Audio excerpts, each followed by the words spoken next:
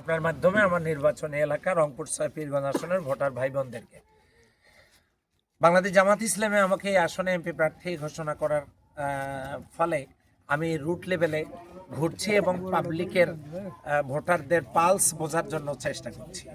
আমি এখানে যদি নির্বাচিত হই, আপনারা জানেন যে বাংলাদেশে এটা একটা কৃষি প্রধান দেশ।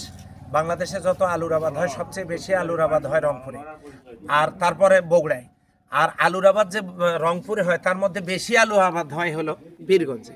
তাহলে এখানে আমাদের বেসিক শিল্পাঞ্চল নেই।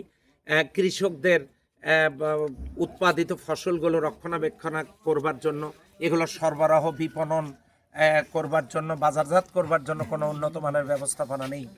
ফলে কৃষকেরা তাদের ফসলের ন্যায্য মূল্য পাচ্ছে না। আমি যদি নির্বাচিত হই এখান থেকে, তাহলে কৃষকদের জন্য বেসিক শিল্পাঞ্চল গড়ে তোলার চেষ্টা করব এবং তাদের উৎপাদিত ফসলের মূল্য যেন তারা পায় সে ব্যাপারে আমার যথেষ্ট চেষ্টা থাকবে।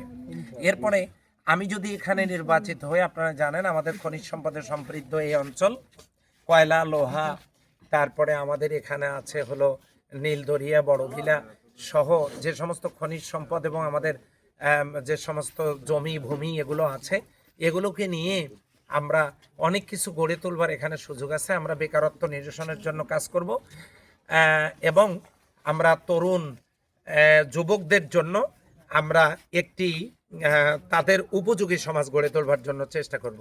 রাস্তাঘাট, ব্রিজ, কালভার্ট, অবকাঠামোগত যত অনুন্নয়ন আছে এগুলোকে আমরা উন্নত করবার চেষ্টা করব।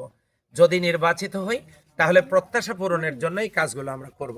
আল্লাহ তাআলা আর কাছে তৌফিক কামনা করছি, আপনাদের সার্বিক সহযোগিতা কামনা করছি। এটা তো ফয়সালা আল্লাহর। যদি নির্বাচিত হই, আশা করছি পীরগঞ্জে যে সমস্ত সমস্যাগুলো দীর্ঘদিনের, এ সমস্যা পূরণের জন্য সর্বোচ্চ চেষ্টা করা হবে ইনশাআল্লাহ।